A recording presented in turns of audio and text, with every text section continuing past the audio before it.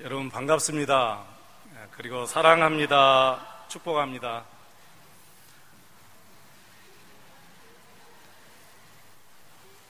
좀 어색합니다.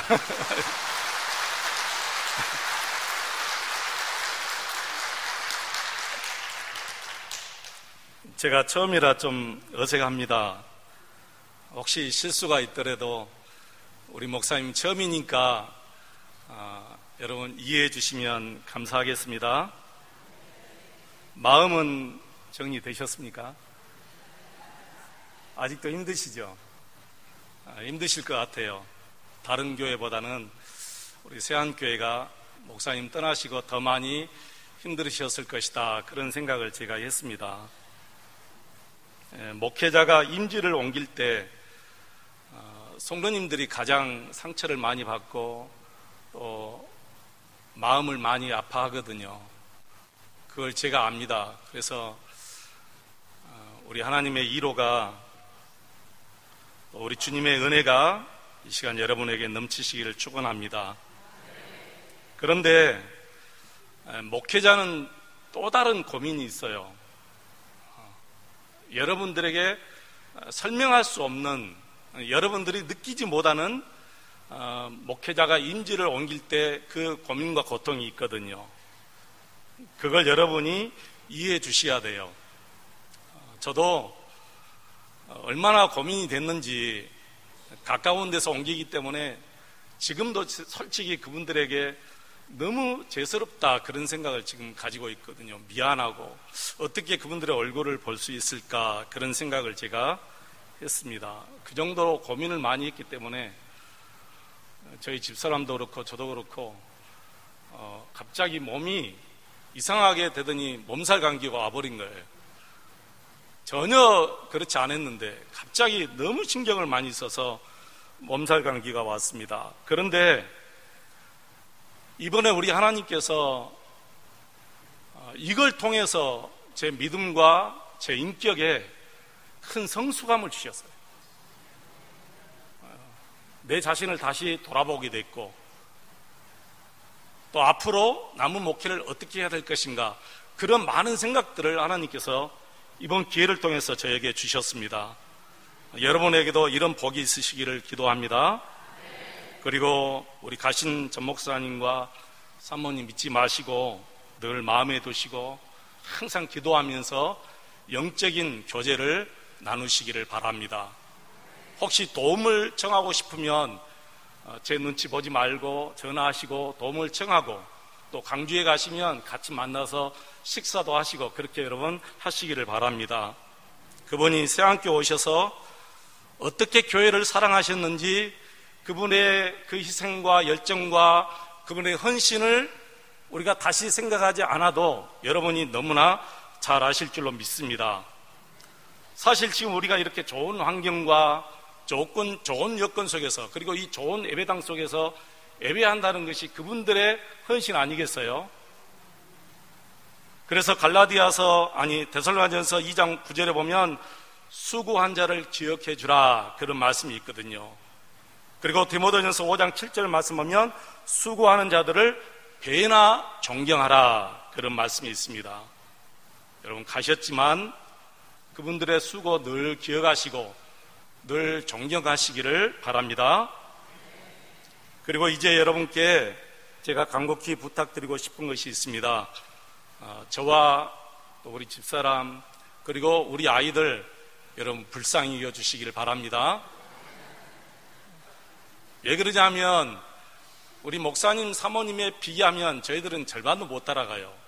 여러분들이 저희를 불쌍히 여겨주지 않으면 저희들은 정말 힘들죠. 세안교회 담임 목사와 사모이기 전에 한 식구로 받아주셨으면 정말 고맙겠습니다. 남은 드러내거든요. 식구는 감싸주는데 이상하게 남은 드러내고 그걸 또 허물을 들춰내고 흉보고 그래요. 그런데 희한하게도 가족들은 보살펴줘요. 가족들은 드러내지 않고 그 허물을 덮어줘요.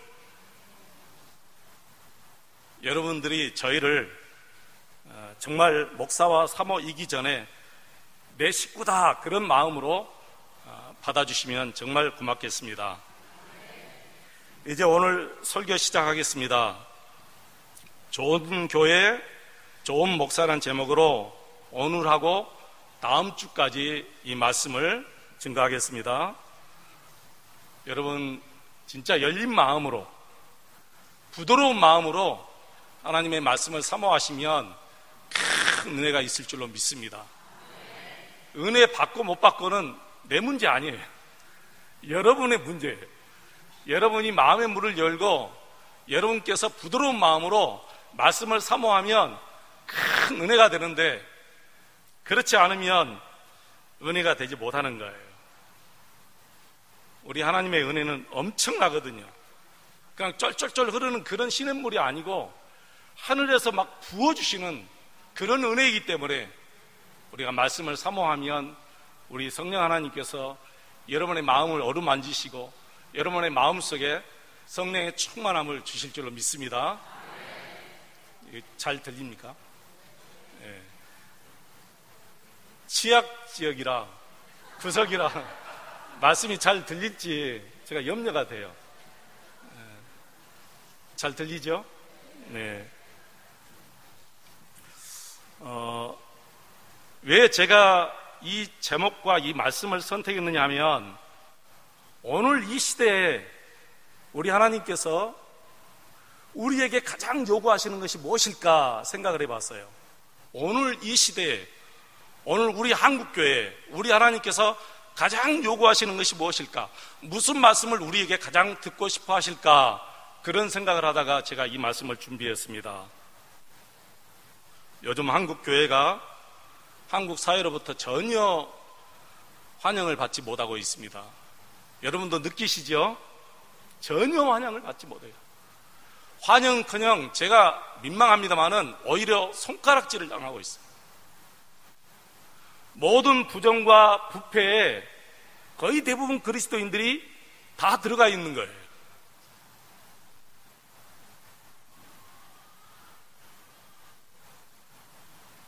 교회 밖에서나 교회 안에서 싸움을 잘하는 사람, 그러면 교인들, 그렇게 소문이 나 있어요. 교인들이 교회에서 파가 나뉘어져 싸움하니까 그런 소문이 난 거예요. 지금도 파가 나뉘어져서 싸움하는 교회가 있거든요.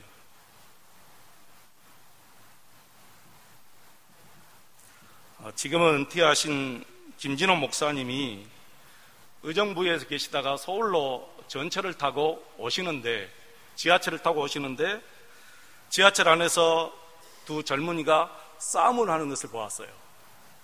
그래서 말릴까 하다가 참고 있었는데 옆에 있는 할아버지가 그랬대요.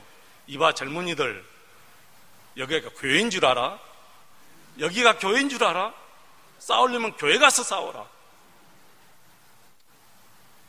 그 말을 듣고 목사님이 부끄러워서 더 이상 가지 못하고 그 자리에서 내려버렸다는 거예요.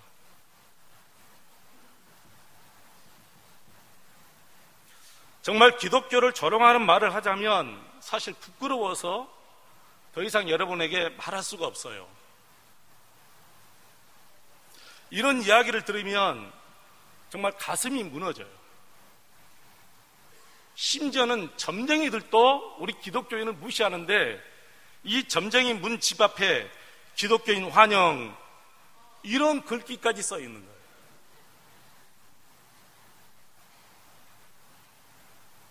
여러분, 하나님의 교회가 세상 사람들에게 이렇게 조롱받아도 되겠어요?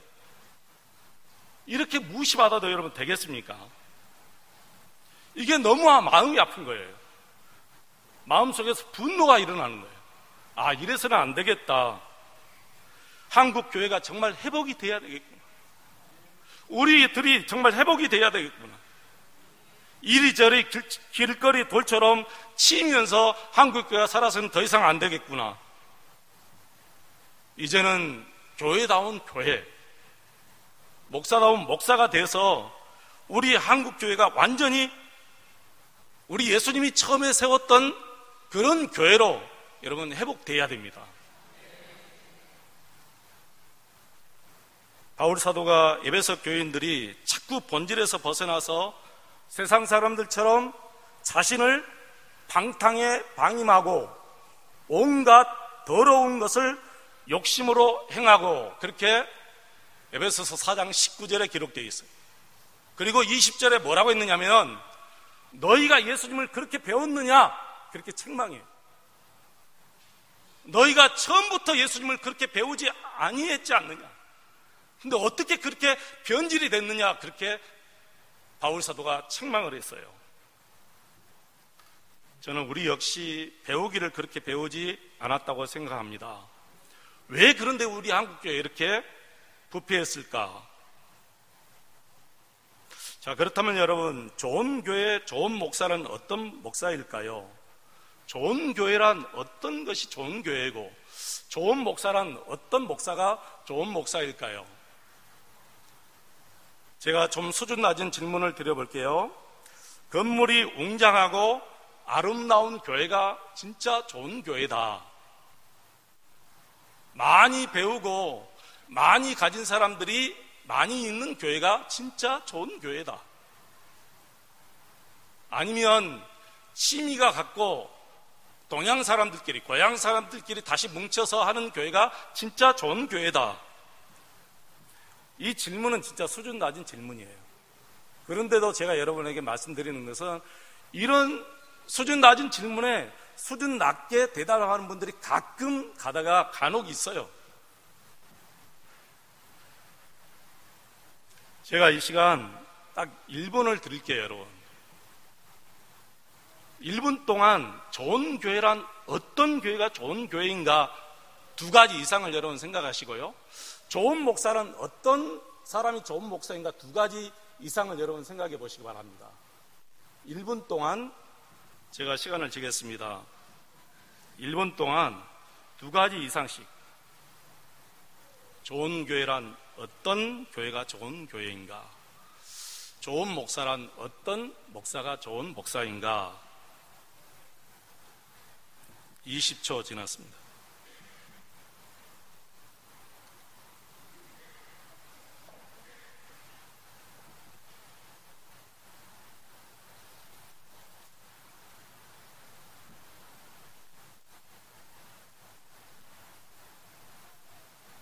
(40초) 지났습니다. 2가지 이상씩 꼭 생각하셔야 돼요.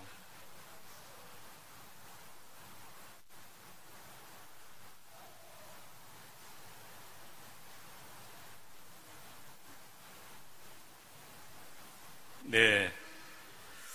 여러분이 생각하신 것을 이제 이 설교가 다음 주 주보에 요약이 나가거든요. 그 요약된 설교를 가지고 우리 셀 모임에서 말씀을 나누죠. 그때 여러분이 다 기록하십시오. 셀 리더자들이 그 셀원 한 분 한 분 다 기록하게 하십시오. 오늘 생각하신 것 2가지 이상 기록해서 다음 주에 오실 때 여러분, 그 다음 주에야 되겠죠, 이제. 꼭 가지고, 교회에 가지고 오셔서 뒤에 우리 전사님들께 제출하시면 되겠습니다. 숙제 내주겠습니다. 숙제. 쉽게 생각하지 못했다는 것은 그만큼 좋은 교회가 어떤 교회고 좋은 목사가 어떤 목사인가 평소에 생각하지 않고 살았다는 거예요. 평소에 그것 생각하고 살았으면 사실 우리 한국교회가 이렇게 되지는 않았을 것 같아요. 좋은 교회란 어떤 교회인가? 첫째는 세상에서 빛과 소금으로 사랑하는 교회가 좋은 교회입니다. 저와 여러분이 세상에서 빛과 소금으로 사랑하는 것이 좋은 교회라는 거예요. 오늘 본문 13절, 14절 말씀 보시면 너희는 세상에서 소금이며 세상의 빛이다 그렇게 말했습니다. 여러분, 빛으로 산다는 것은 무엇을 의미합니까? 오늘 15절 말씀 보시면 등불을 켜서 말 아래 두지 아니하고 등경 위에 두나니 그랬어요. 여러분 말 아시죠? 우리 옛날 분들은 말 아실 거예요. 대보다 이렇게 큰 곡식되는 그 말, 여러분, 등불을 켜서 그 말 속에 집어넣어둔 사람이 어디 있어요? 없어요. 다 등경 위에 두는 거예요. 이 말씀은 우리 그리스도인들이 자신의 모든 삶을 다 드러내고 살아라 그 말이에요. 다 드러내고 살아라. 비밀이 없어야 된다, 그런 뜻이에요. 비밀이 없어야 된다. 더 쉽게 말씀드리면 숨기는 것이 없어야 된다는 거예요. 요즘 우리 장관들 청문회 하잖아요. 국무위원들, 우리 장관들 청문회 하는데, 여러분, 청문회 하면 다 드러납니다. 부동산 투기도 드러나고, 이장 전입도 드러나고, 이번에 어떤 분은 또 불법으로 주식 투자 의문이 돼가지고, 그게 또 중간에 낙마가 됐어요. 또 남자분들은 불법으로 군 면제, 이게 드러나고, 다 드러나는데, 심각한 것은 거기에 그리스도인들이 너무 많이 들어있다는 거예요. 그게 문제예요. 세상 사람들은 그런다 할지라도 거기에 우리 그리스도인들이 다 들어가 있어요. 우리 예수님은 우리에게 뭐라고 말씀하시느냐 하면은, 너희들은 빛이기 때문에 숨어서 사는 것이 아니라 드러나는 삶을 살아야 된다, 그렇게 얘기하는 거예요. 너는 어둠이 아니다. 너희들은 더 이상 어둠이 아니다. 하나님의 자녀고 하나님의 빛이다. 그래서 드러나는 삶을 살아야 된다. 숨기는 것이 없어야 된다. 우리 그리스도인들은 더 이상 숨기는 것이 없어야 될 줄로 믿습니다. 특별히 우리 남편들, 아내에게 숨기는 것이 있어서는 안 될 줄로 믿습니다.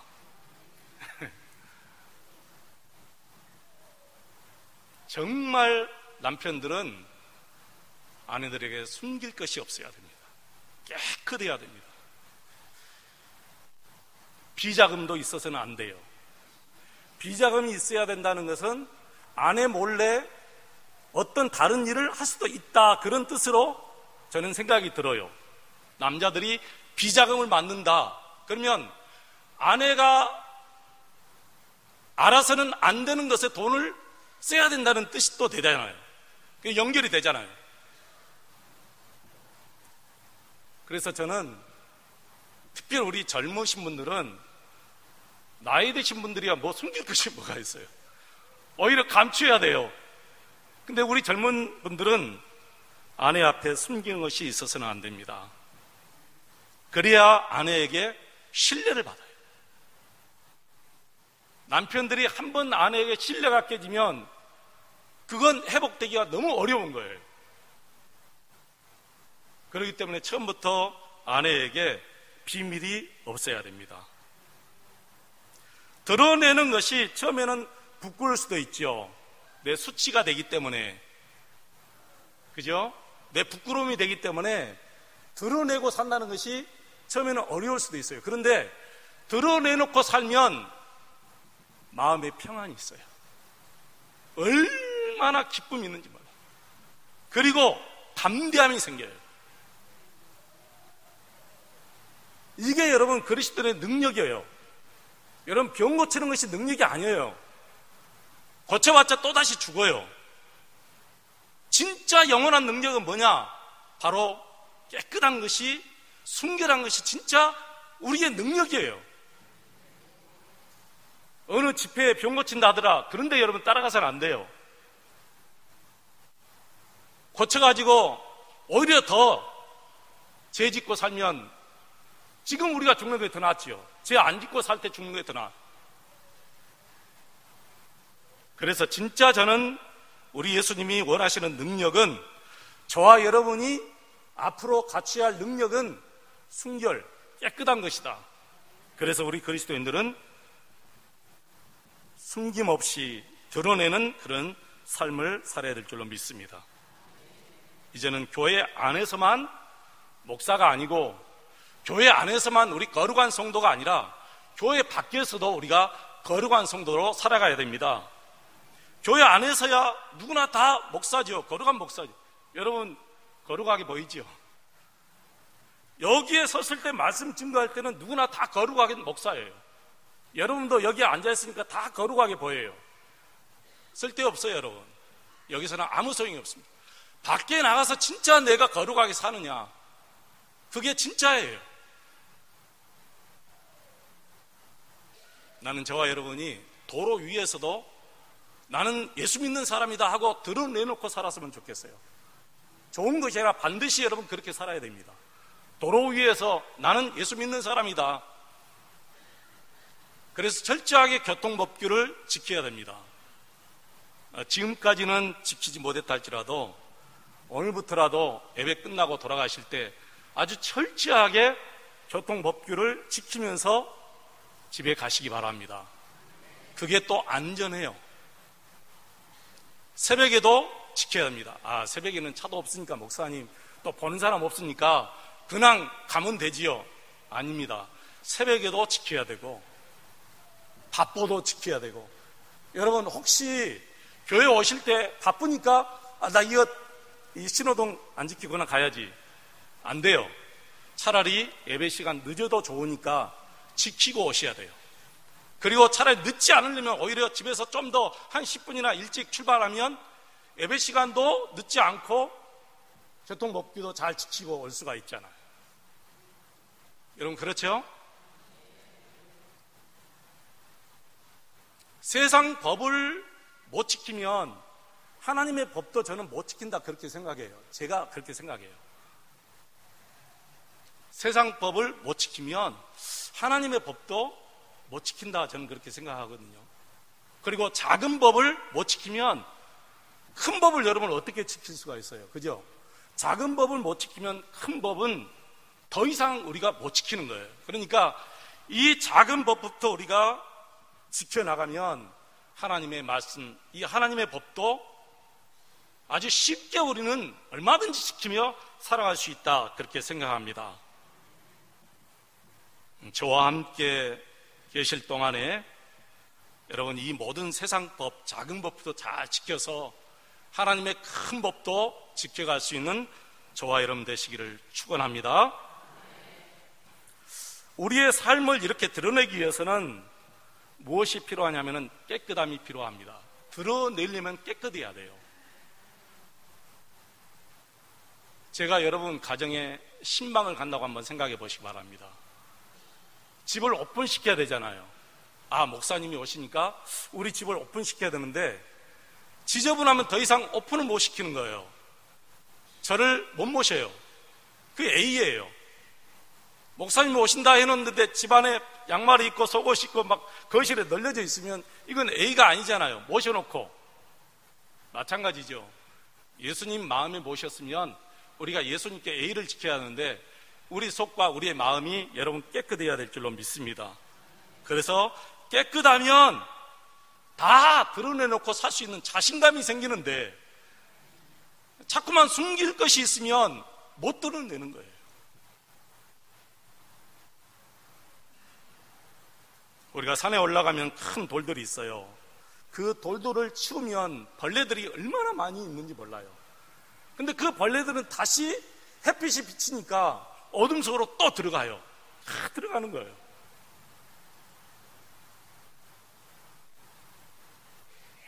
여러분 우리는 어둠이 아니에요. 빛이에요. 빛이니까 어둠으로 들어가서는 안 돼요.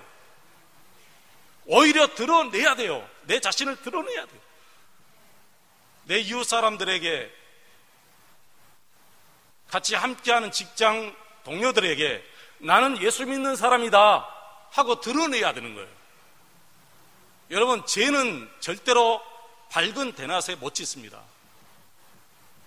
여러분 죄 짓기 쉬울까요? 어려울까요? 죄 짓기가 쉬워요? 어려워요? 둘 다 맞아요. 낮에는 진짜 어려워요. 근데 밤에는 죄 짓기가 쉬워요. 그러니까 죄 지으려면 밤에 대부분 죄를 짓지 낮에 죄를 짓지 않습니다. 그런데 성경에 보니까 우리는 밤이 아니고 어둠이 아니고 빛이다 그랬어요. 그러니까 나처럼 단정히 행하고 그렇게 얘기하는 거예요. 나처럼 단정히 행하고. 옷을 단정히 입으라 그런 뜻이 아니에요. 우리 행실이 단정해야 된다는 거예요. 그리고 여러분, 소금처럼 우리가 살아야 될 줄로 믿습니다. 우리 몸에는 이 골수에서 피가 생성되고 이 혈액에서 피를 내뿜어서 우리 몸 전체가 다 건강하게 이렇게 움직입니다. 근데 이 피에는 0.8%의 염분이 있어요. 그 염분 때문에 이 피가 썩지 않고 부패되지 않습니다. 0.8% 염분이 부족하죠. 그러면 우리 피가 썩어요. 부패가 돼요. 그래서 우리가 죽습니다. 여러분, 우리나라 기독교 인구가 얼마인지 아세요? 최근 통계 보면 19.7%, 968만 명입니다. 옛날에 우리가 1000만 명, 기독교인, 1000만 명 기독교인 그러는데, 정확하게 19.7%, 968만 명입니다. 0.8% 염분이 우리 혈액이 부패되지 않도록 막는데, 우리나라 기독교인들 19%가 넘는데도 이 사회 곳곳에 부정과 부패가 넘쳐난다는 것은 우리 그리스도인이 전혀 영향력을 발휘하지 못하고 살아간다는 증거예요.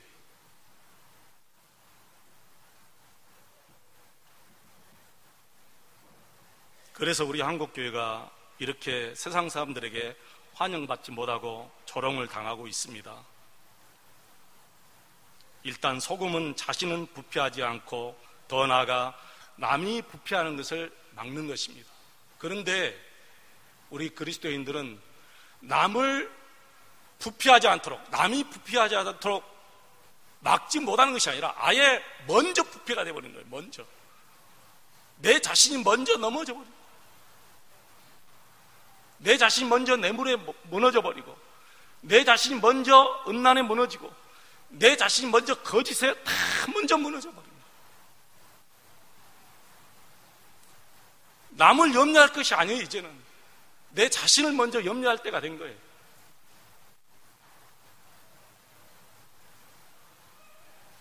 우리 주님께서 그렇게 말씀하셨습니다. 밖에 버리라, 그러면 사람들에게 밟힐 뿐이다. 더 이상 우리 한국교회가 세상 밖에 버려져서 사람들에게 이리 치이고 저리 치이고 그러지 않았으면 좋겠습니다. 저와 여러분이 이제는 우리 한국교회를 회복시켜야 됩니다. 우리는 빛입니다. 소금입니다. 뇌물에 무너지지 마시기 바랍니다. 거짓에 무너지지 마시고, 음란에 무너지지 마시고, 교통법규에 무너지지 마시고, 작은 법도 잘 지켜서 큰 법인 하나님의 말씀도 잘 지키는 저와 여러분 되시기를 축원합니다. 두 번째입니다. 정말 좋은 교회는 사랑이 넘치는 교회라, 그렇게 말합니다. 여러분, 요한복음 13장 34절 35절 말씀 우리 같이 한번 읽어보겠습니다. 34절로 35절 말씀 같이 한번 읽어보겠습니다. 새 계명을 너희에게 주노니 서로 사랑하라. 내가 너희를 사랑한 것 같이 너희도 서로 사랑하라. 너희가 서로 사랑하면 이로써 모든 사람이 너희가 내 제자인 줄 알리라. 아멘. 여러분, 제자의 표시가 뭐라 했어요? 사랑이다. 제자의 표시는 사랑이다. 목사의 표시가 뭐죠? 사랑이다. 장로님의 표시가 뭐죠? 사랑이다. 이 직분이 표시가 아니에요. 이 직분. 우리는 목사, 장로, 권사, 집사 이러면 그리스도인, 이게 표시인 줄 생각하는데 이게 표시가 아니고, 오늘 성경은 사랑이 표시라는 거예요. 사랑이. 사랑이 없으면 아무리 목사여도 그건 그리스도의 제자가 아니라는 거예요. 우리 집사님들 많이 계시죠? 집사님이어도, 교회는 직분은 집사여도 사랑이 없으면 그 사람은 예수님의 제자가 아니다, 그렇게 성경은 얘기하는 거예요. 저와 여러분이 사랑이 충만하시기를 바랍니다. 사랑으로 판단하라는 거예요. 다른 걸로 판단하지 말고 사랑으로 저 사람은 장로님이다, 사랑으로 목사님이다, 그걸 판단하라는 거예요. 사랑으로 저분은 그리스도인이다, 그렇게 판단하라는 거예요.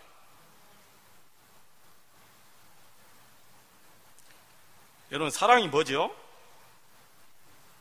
이렇게 물어보면 잘 몰라요. 사랑이 뭐지? 너무 포괄적이고 너무 다양하기 때문에 사랑이 뭐죠? 그러면 잘 몰라요. 복잡하니까. 우리가 길거리 가다가 어려운 사람 도와주는 것도 사랑이겠죠. 저는 그것도 사랑이라고 생각해요. 제가 사무실에 앉아 있는데 어떤 분이 와서 좀 도와주십시오 하는 것도 저는 사랑이라고 생각해요. 저는 그냥 돌려보내지 않아요. 반드시 내일 오라 그렇게 하지도 않아요. 내 주머니 없으면 옆에 분에게 구워가지고 그렇게 보내요. 왜 그러면 성경에 보니까, 잠언서 읽어보니까 갔다가 내일 오라 그렇게 말하지 말라 했거든요. 성경 말씀대로 살아야죠. 갔다가 내일 오라 그렇게 하지 말라 했으니까 지금 없으면 좀 더 기다렸다가 좀 잠깐 기다리십시오. 큰 돈은 안 되지만 그래도 10,000원 이렇게 들려주어서 보내고, 이것도 여러분 사랑이죠. 남에게 무례히 행치 않는 것도 사랑이고, A 범죄를 지키는 것도 사랑이고, 또 어느 분 내가 존중해 주는 것도 사랑이고, 이런 것을 저는 다 사랑이라고 생각합니다. 그런데 성경에서 우리 하나님께서 말씀하시는 사랑은 훨씬 더 수준 높은 사랑이에요. 베드로전서 4장 8절에 보니까 무엇보다도 뜨겁게 사랑할지니, 서로 사랑할지니 사랑은 허다한 죄를 덮느니라 그랬어요. 사랑은 허다한 죄를 덮느니라. 죄를 덮어주는데 실수야 덮어주지 못하겠습니다. 누가 누구의 죄를 덮어주었죠? 우리 예수님께서 나의 죄를 덮어주셨어요. 우리 예수님께서 나의 허물을 덮어주셨어요. 예수님이 드러내면 나는 가식덩어리고 나는 외식덩어리고 나는 죄덩어리일 거예요. 정말 예수님이 드러내신다면 제가 여러분 앞에서 말씀을 못 증거할 거예요. 우리가 어떻게 예수님이 드러내면 사회에 나가서 얼굴 들고 다닐 수가 있겠어요? 예수님이 덮어주시니까. 예수님이 다 덮어주시니까 우리가 사는 거예요. 그러면 너희들도 그렇게 하라는 거예요. 이게 내 제자다. 너희가 정말 내 제자가 되려면 내가 너희들의 허물과 죄를 덮어주었듯이 너희들도 그렇게 허물을 덮어주고 살아라.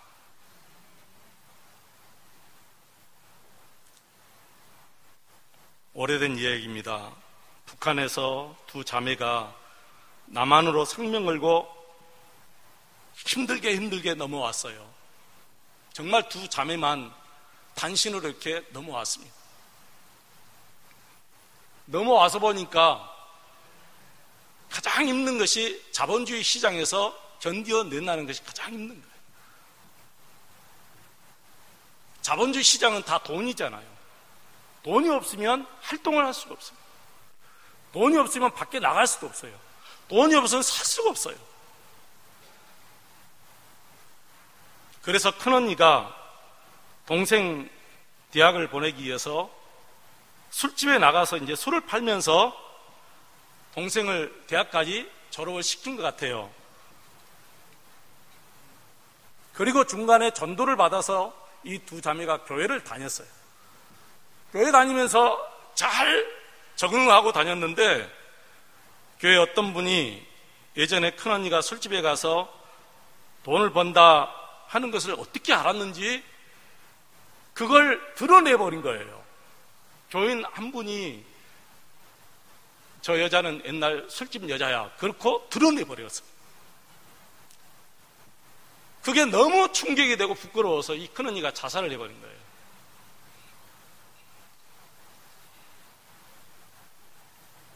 사람은 명예가 가장 중요하거든요. 목사들도 명예가 가장 중요하고 여러분들도 명예가 가장 중요하잖아요. 저는 이 큰언니도 그런 생각에서 자살을 했지 않았을까 그런 생각이 들어요. 갑자기 자신의 모든 것이 다 꺼져버린 것처럼 나는 술집 여자다. 어떻게 여러분 고개를 들고 살아갈 수 있겠어요? 좀 더 깊이 생각하면 내 옛날 과거는 그랬다 할지라도 주님 안에서 우리가 회복받고 다 치유받고 주님이 용서하셨기 때문에 그건 전혀 문제가 될 수 없잖아요. 근데 드러내서 조롱거리로 삼아버리니까 문제가 되는 거예요. 그래서 자살한 거예요. 여러분, 잠언서에 보니까 잠언 18장에 보면 남의 사연을 듣기 전에는 말하지 말라 그랬어요. 남의 사연을 듣기 전에는 말하지 말라. 말하고 싶어도 그분의 사연을 들으면 다 얘기할 거리가 있는 거예요. 근데 사연도 듣기 전에 얘기하면 이건 엄청나게 부풀려져서 얘기가 나가는 거예요. 아니면 말고식으로 얘기하다 보면 얼마나 많은 분들이 그것 때문에 상처받는지 몰라요. 여러분, 저와 여러분은 더 이상 내 말 때문에 다른 분들이 상처받는 일이 있어서는 안 될 줄로 믿습니다. 사랑하는 성도 여러분, 정말 좋은 교회는 저와 여러분이 세상의 빛으로 사는 것이고 소금으로 사는 것이고 그리고 서로 사랑하는 것이 진짜 예수님의 사랑으로 서로 사랑하는 것이 좋은 교회인 줄로 믿습니다. 기도하겠습니다.